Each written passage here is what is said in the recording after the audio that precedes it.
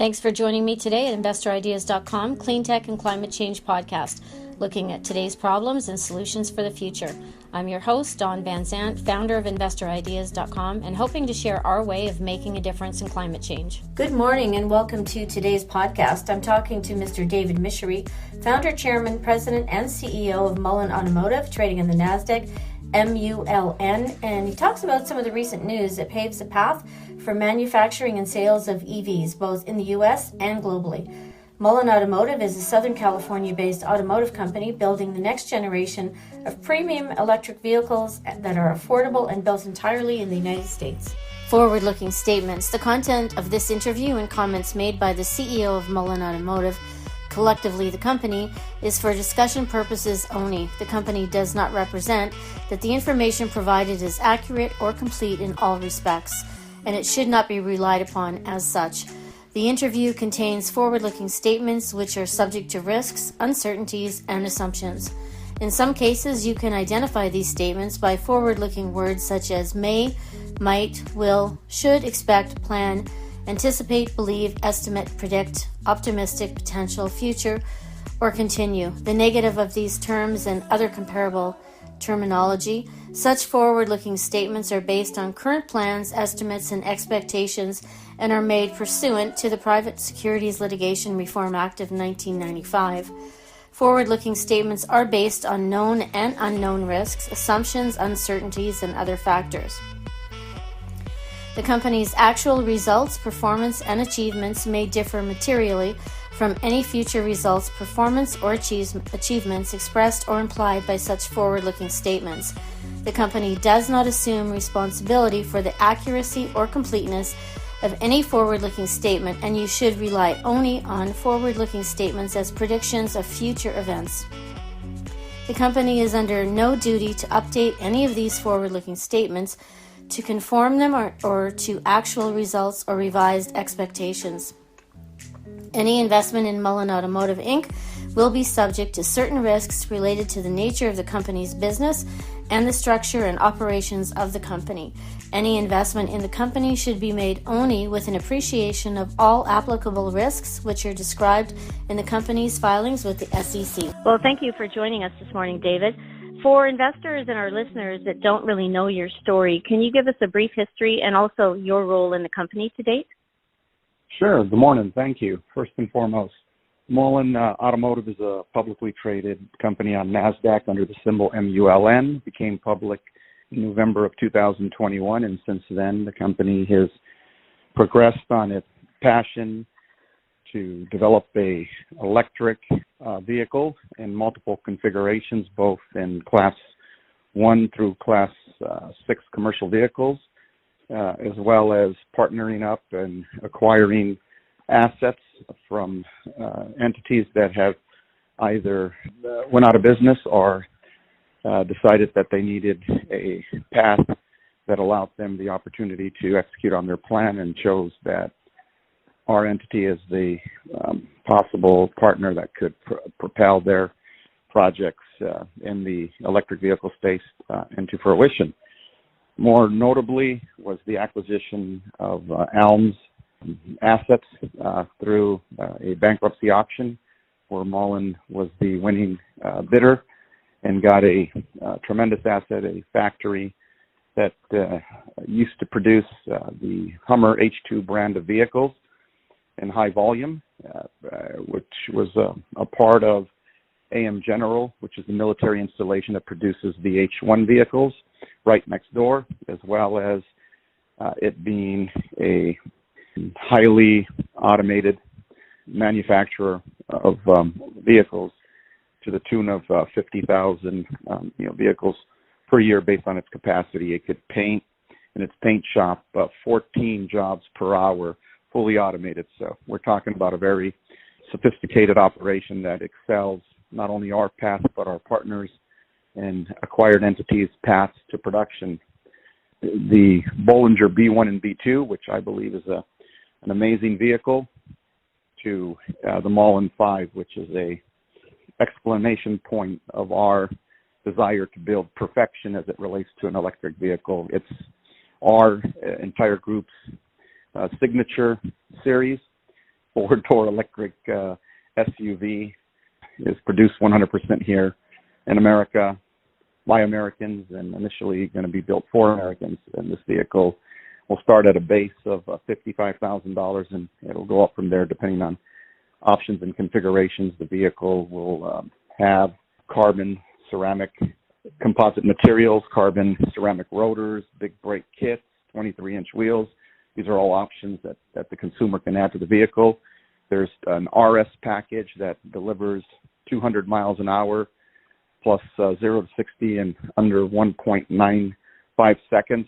The car is just an amazing vehicle. It definitely should be a game changer when it is released in the fourth quarter of 24, beginning of the first quarter of 25. We'll see the vehicles first hit the streets late in 23. These will be the production vehicles, but engineering vehicles that'll start to tour all over the place and collect data.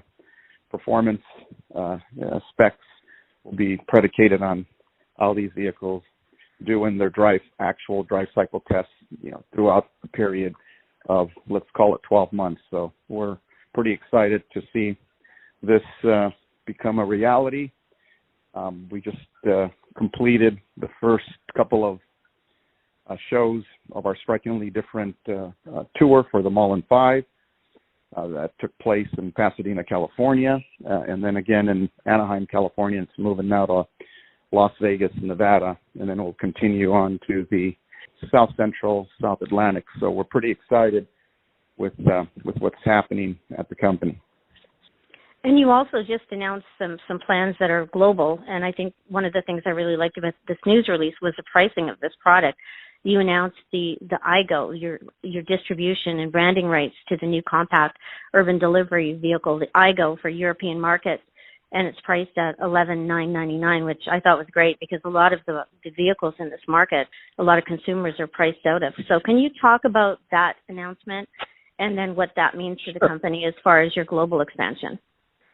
Sure. We're excited about the iGo. It's a small urban delivery vehicle. In Europe, you have a issue with very dense areas, very small streets, and your larger vehicles are going to have a problem maneuvering, parking, and getting through traffic.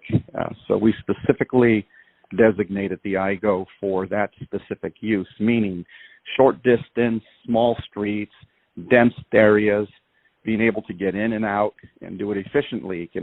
I believe it has an initial range of 124 miles on a charge. We like that vehicle for areas specifically in countries like Germany, France, Spain, the UK, Ireland. These are areas that we're going to target heavily. We're in the process of finalizing deals with entities in some of these areas. The first one that's going to pop up is going to be a very large carrier of name brands like Mercedes and BMW and other major brands that are going to carry the iGo for us and initially start servicing out of Ireland and the UK, I believe. And that'll kickstart this. And then we're targeting Germany. We think we have some great opportunities there as well. Matter of fact, we're very encouraged about what we can do internationally with the iGo. So we're excited about that. We might even bring it into the U.S. at some point, depending on the success we have internationally with it, and maybe beef it up a little bit, offer a little bit more range, and who knows, maybe some unique operation in the U.S. needs a vehicle that can do short distances and take up work in a limited amount of space and be efficient. This might be a perfect vehicle for them. So we're exploring the U.S. market at some point as well. So yeah, it's a very exciting vehicle, and its price point is conducive to the masses. So we're excited about it. And in the press release, it said it's ready to go now. So does that mean you can actually start marketing and selling it and get revenue from that in the short term, or what does the actual rollout of that look like? Now, it's fully homologated for the EU. So that means it can be sold now. We're actually in the process, as I stated earlier, negotiating a deal with, it looks like the first deal is going to be out of Ireland, which will service Ireland and the UK. We think this is a great European vehicle, and who knows, could be a great U.S. vehicle at some point. Again, for the U.S., we would have to homologate it for U.S. spec, but there's not that much difference between European and U.S. spec, other than I believe at this point, European spec is single-stage airbag, and U.S. spec is dual-stage airbag, and then some other offset tests that would be required as far as crash testing, but nothing that would be, so time constrained that it would push it into a period that would exceed 12 months. So I think this can be, if we decide to bring it to the U.S., it can be done quickly. But right now we're going to focus on the European market. We're excited about that.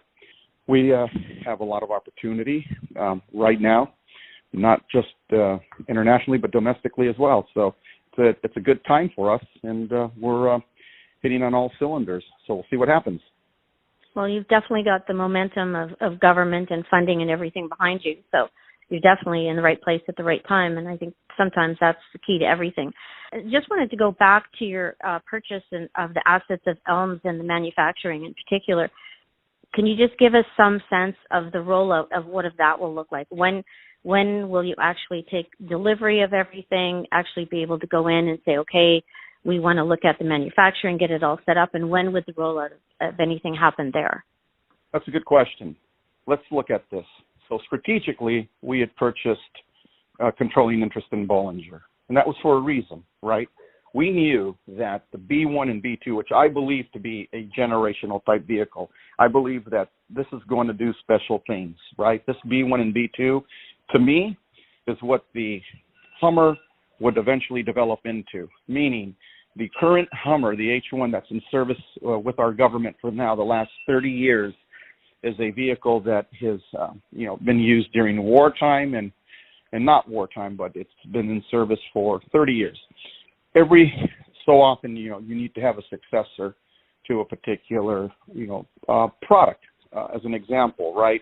Our Air Force, we use the B-52 bomber, the strategic bomber. At one point during the Gulf War, the U.S. introduced the strategic B-1 bomber. So everything evolves. So there's always a successor.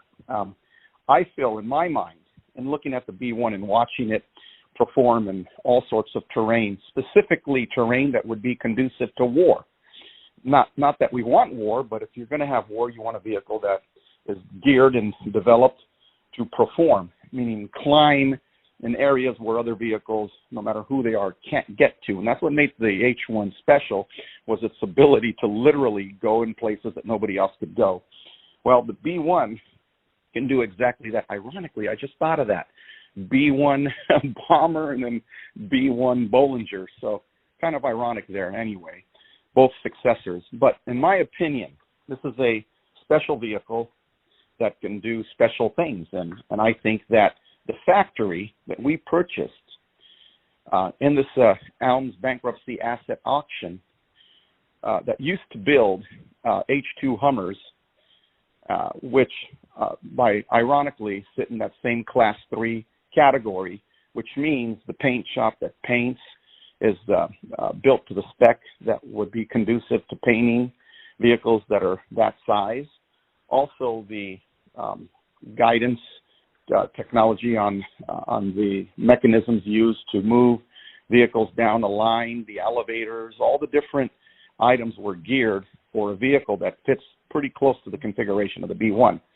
So when we took a look at that, I said, what perfect place to build the B1 than at a Hummer facility that was geared up for almost the same spec type of vehicle. So that it was pretty encouraging, meaning it would accelerate the path to production on the B1 and B2, which ultimately my goal is to make this, or to get the U.S. government to see this potential that this vehicle has, excited about what we can do with it to make it military friendly. Again, that's not the only path. We think just like the Humvee that became a craze at the civilian level when Arnold Schwarzenegger decided to make the Humvee a vehicle that he used in his everyday life, and launched a H1 product that lasted a couple of decades. Even today, people still retrofit those vehicles and flush them out and make them, really nice and use them in everyday life. So we look at the B1 and the B2 as a global military vehicle with mass appeal to the local population. And we think that makes it special and generational. And the plant that we've acquired accelerates the path to production to be able to get that vehicle out sooner than later. Also, the facility in Mishawaka, Indiana, can be ramped up to produce the MULN 5 and 5RS. So we would have multiple lines at that facility, a line for the B1, B2, and a line for the MULN 5 and 5RS. So that's the plan. The plan is to produce those vehicles in Mishawaka. All of our commercial class of vehicles are going to be built and are assembled in our facility that we own in Tunica, Mississippi. And that would be the MULN class, let's say class 1 through class 6, and Bollinger's class 3 through class 6. And so we cover the whole gamma of both commercial vehicles as well as these retail B1s, B2s, and MULN 5 and 5RSs at multiple locations. Tunica, Mississippi for commercial, and Mishawaka, Indiana for all our retail products. And we're on a path to producing vehicles, assembling vehicles, and doing the best thing that we could do as a responsible company in America, and that's putting Americans back to work, which is really the number one focus here.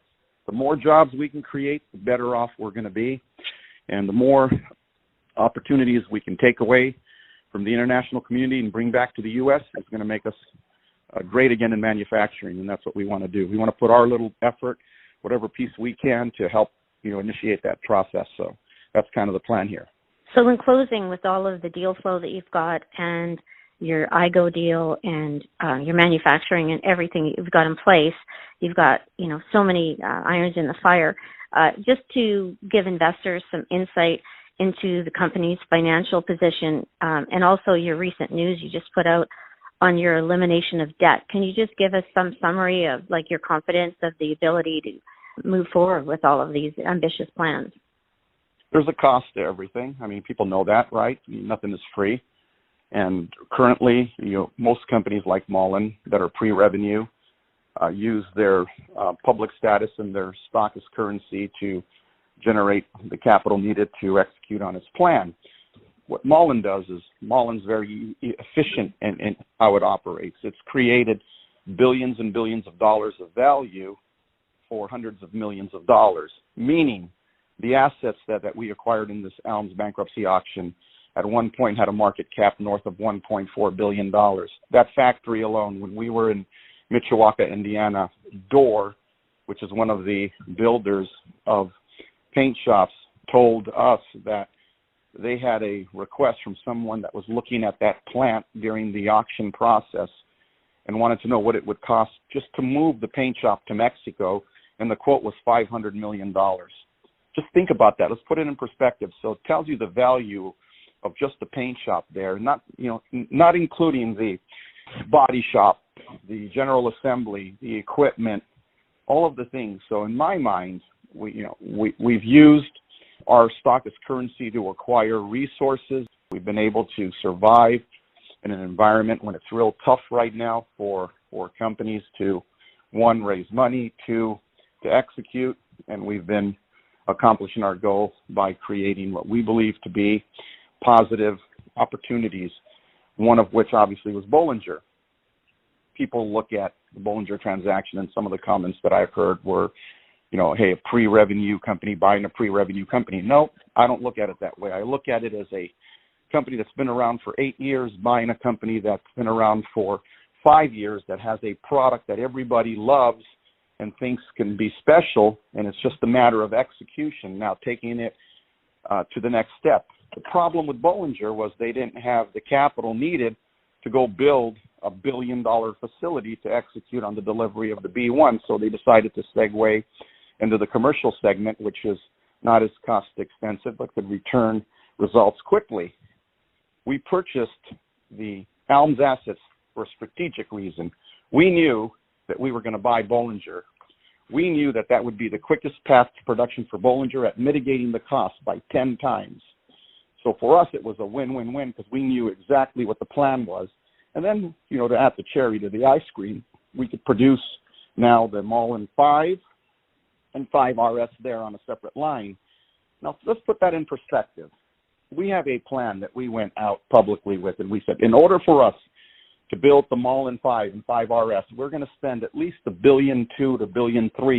And how we're going to spend that is we're going to expand the current Tunica facility by building out 1.2 to 1.3 million square feet, not including equipment to ramp up to produce the MULN 5 and 5RS. So now we've spent, less than that, $100 million for a factory that mitigates hundreds of millions of dollars of cost and saves years of time. I think that's a big win. I think that's a very smart strategic move. So it's not where you start, it's where you finish. It's like a puzzle. You put the pieces together and you don't know what it's going to look like until you're done. Well, we've put all the pieces together and now we know what it's going to look like. So now it comes down to execution and it comes to delivering vehicles to customers, which we're going to do. And then we'll let the public tell us how they value us, what they think we're worth. Well, I really thank you for your overview of everything and your insight and definitely your passion, David. That's it for today. Do something great for this beautiful planet each and every day. To hear more Cleantech podcasts, visit the Cleantech and Climate Change page on Investor Ideas. You can find it on our top template. Also, Investor Ideas has a lineup of other podcasts and themes, including the AII, the Crypto Corner, our cannabis podcast called Cannabis News and Stocks on the Move, rated one of the top investor podcasts in the sector, Play by Play, a podcast looking at sports and esports news, and Exploring Mining. To listen to any of our podcasts, visit our podcast page on Investor Ideas at investorideas.com/audio. And a reminder, you can hear our podcasts on Spotify, iTunes, TuneIn, Stitcher, Spreaker.com, iHeartRadio, Google Play Music, and most audio platforms available to you. If you like any of our podcasts, we would appreciate you recommending them or reviewing them on your audio platform. And to help you follow and track Cleantech and renewable energy stocks, Investor Ideas has created a directory of publicly traded stocks in the sector. You can find that by going to our homepage, looking on the sidebar and looking at renewable energy and environmental themes, and you'll find our stock directories there. Investor Ideas does remind all of investors to read our disclaimers and disclosures on our site. You can find them at investorideas.com/about-disclaimer.asp. It is important to read these. And this podcast is not an endorsement to buy products or services or securities. Investors are reminded that all investment involves risk and a possible loss of investment. Thank you again and have a great day. For disclosure purposes, this podcast and article featured MULN is a paid-for service on Investor Ideas. Please read our disclaimer and disclosure.